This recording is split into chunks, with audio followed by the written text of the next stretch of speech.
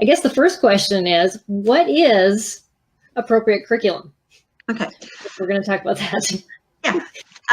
What I try to share with any parent who asks is not a particular brand. I never will recommend a particular brand. I may say that there are a couple of companies that I know whose products are continually a source of frustration for homeschool kids with special needs. So I will mention those by name, but generally I more often will say the appropriate curriculum is one in which you are able to pace the content and pick the materials that your child can learn from. It may look like a great curriculum. It may be loaded with great pictures and great exercises and lots of memory work or whatever. But if it's not working for your child, it's not appropriate. It's similar to choosing a garment. It may be the most high fashion thing in Paris, but it may not be appropriate for you for church on Sunday. Very true. So we have to find something that is going to be a good match for the child and the child's particular limits and the child's strengths. And you may be able to supplement it and build on the strengths, but you really can't make too many mistakes trying to make sure you pick what works. Yeah. Well, and I always tell parents too, trying things out before investing a lot of money.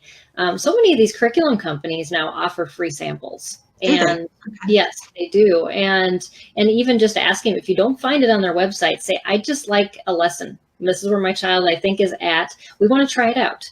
They're more than likely to give you something. That's what I found. I'm actually speaking at the Homeschool Trade Association's conference and talking to curriculum developers about the ways that they need to be thinking about our parents and how they're looking at their curriculum as well. But a lot of them really want to work with our families and to see if, help them find out a good fit, at least the ones I've interviewed. And the other important thing with that is that even if you started with a curriculum, it doesn't mean that you are honor bound to keep it for the whole year. If it's not working, please feel free to drop it and try something different. And I know that sometimes means that there can be an expense involved.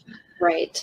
But the midway point between those two is a separate conference, which we could have about how to make accommodations. For example, if it says timed tests for math facts, your accommodation could be as simple as saying, don't time the child. Right. If the child's having trouble copying math problems, then you Xerox it.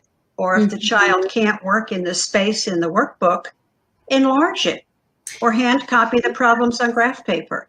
There are many ways that you can adapt and still keep the same textbook that you've got. Right. Yeah. And we often think of that as cheating, but it is not. In the public schools, they call that accommodating, like you were talking about. And when you can allow your child in the deficits that they have, an accommodation is basically bringing them to an even playing field. That's right. That's right. Finding something that you can use, not necessarily to throw out the book, but to change the way you approach it. And I think that's what makes it so important that a parent feels that they have the liberty and actually use their own wisdom to choose how to make that work. And that's one of the things that I put in the book that I did write, which is there's a wealth of ideas on how to do those accommodations without having to spend hours of planning time. Or you don't have to be the most creative person in the world. Because often I think we think that it's like, oh, I can't think of all these things. Well, there's resources for you, like your book. And I also tell parents when they write IEP goals, there's goal banks. Guess what? Those special ed teachers, they use them too. Yes, they do. So absolutely. You should be